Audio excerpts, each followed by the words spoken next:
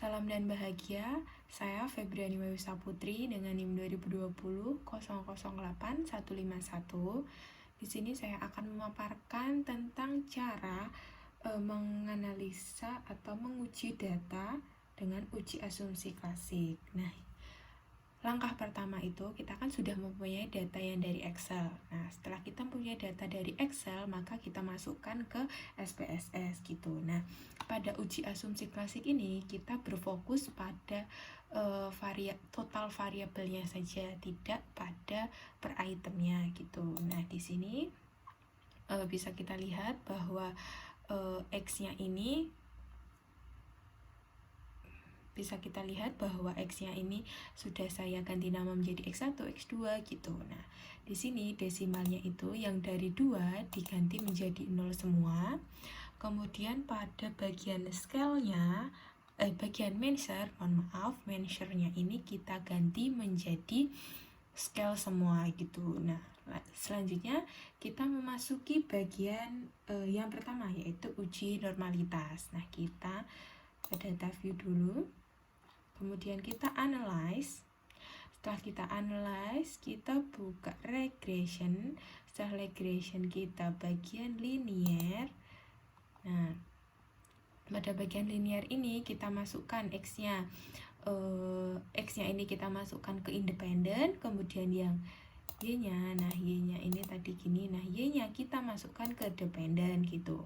Untuk statistiknya kita klik, nah kita checklist pada mode fit, kemudian correlate, estimate, Darwin-Wilson, kemudian kita continue.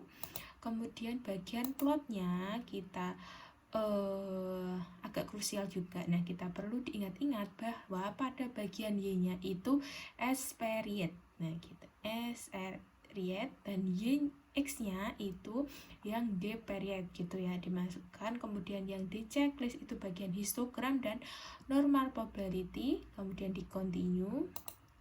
Kemudian save-nya kita checklist unstarry Z, kemudian kita continue. Kemudian pilih option. Nah, optionnya gini kita perlu perhatikan harus nilainya 0,05 dan removalnya 0,10. Kemudian di checklist include konstannya. Kemudian di continue. Nah, selanjutnya kalau sudah semua kita klik OK gitu. Nah, nanti hasilnya itu akan seperti ini. Nah, ada mode ANOVA gini-gini. Nah,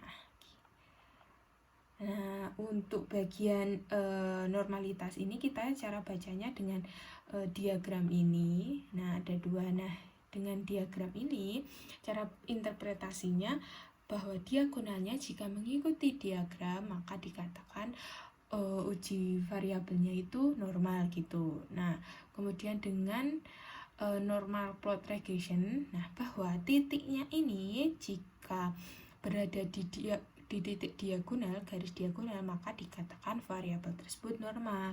Nah, jika titiknya ini malah menyebar di sini, kemudian di sini, maka variabelnya itu tidak normal begitu.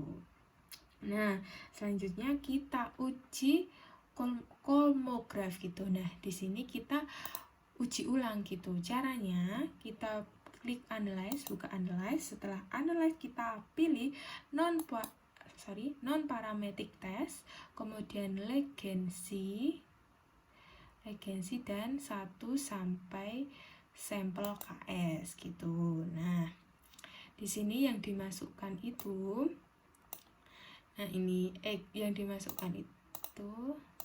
Nah, awalnya tadi seperti ini, yang dimasukkan itu outstandingnya dimasukkan ke kolom sini, kemudian di checklist normalnya, kemudian di OK. Nah, nanti hasilnya itu adalah seperti ini, non sample. Nah, hasilnya itu akan dihasilkan ini. Nah, interpretasinya kita menggunakan melihat nilai signifikan 2-nya ini. Nah, di sini itu kalau nilainya di atas 0,05 maka dikatakan bahwa variabel tersebut itu normal gitu. Nah, kita lihat nilainya di sini kan 0,200. Berarti di sini adalah variabelnya ini normal gitu yang kita uji. Nah, kita selanjutnya kedua uji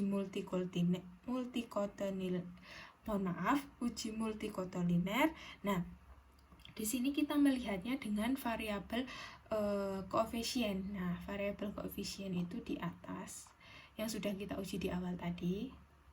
Nah, di sini dengan uji VIV-nya kita lihat dari nilai VIV dan nilai tolerannya. Nah, interpretasinya jika nilai VIV itu dinyatakan di bawah 10 dan nilai tolerannya itu di atas 0,1, maka tidak terjadi multikolonilaritas gitu,